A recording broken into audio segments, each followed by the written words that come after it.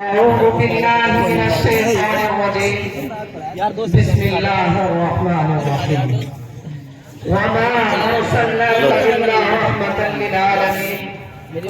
قال النبي صلى الله عليه وسلم أول ما خلق الله نوري أو كما قال عليه الصلاة والسلام قابل أحمد احترام اور اسٹیج پر حکم صاحبان اور میرے عزیز ساتھیوں، آج کے اس باوقار مسابقہ خطابت میں میرا جو عنوان ہے وہ سیرت طیبہ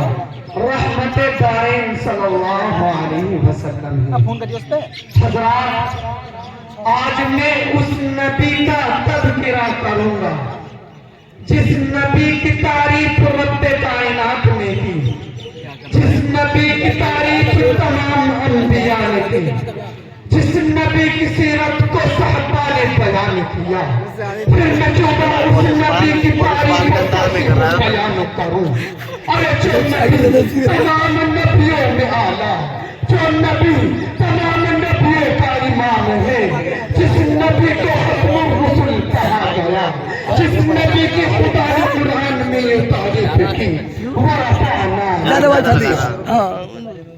اے نبی،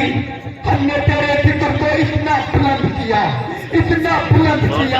کہ تیری شان سے بہتر کسی کی شان نہیں۔ ارے ہاں ہاں، میرے نبی کی شان سے بہتر کسی کی شان نہیں، میرے نبی کے ذکر سے بہتر کسی کا ذکر نہیں، میرے نبی کے چہرے سے بہتر کسی کا چہرہ نہیں، میرے نبی کی آنکھوں سے بہتر کسی کی آنکھیں نہیں، اور طرح سے میرے نبی کی زلفوں سے بہتر کسی کی زلفیں نہیں، میرے نبی کی گفتگو سے بہتر کسی کی گفتگو نہیں۔ حتیٰ کہ میرے نبی جس رات میں آیا وہ رات تمام راتوں میں آیا، میرے نبی جس دن میں آیا وہ دن تمام دنوں میں آیا، میرے نبی جس مہینے میں آیا وہ مہینہ تمام مہینوں میں افضل، میرے نبی جس زمانے میں آیا وہ زمانہ تمام زمانوں میں افضل۔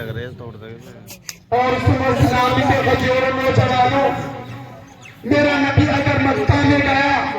تو مکہ مقدس ہو گیا، میرا نبی اگر مدینے میں گیا تو مدینہ افضل ہو گیا، میرا نبی اگر غار طور میں گیا تو غار طور کی شان بڑھ گئی،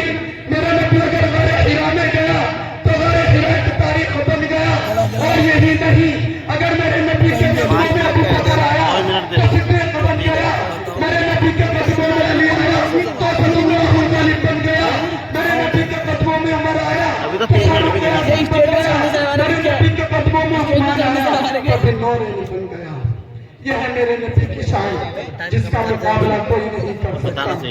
اس شعر کے ساتھ میں تقریر کو ختم کرتا ہوں۔ قلم اشجار ہو سارے سمندر روشنائی ہو، قلم اشجار ہو سارے سمندر روشنائی ہو، مکمل ہو نہیں سکتی مگر سیرت محمد کی۔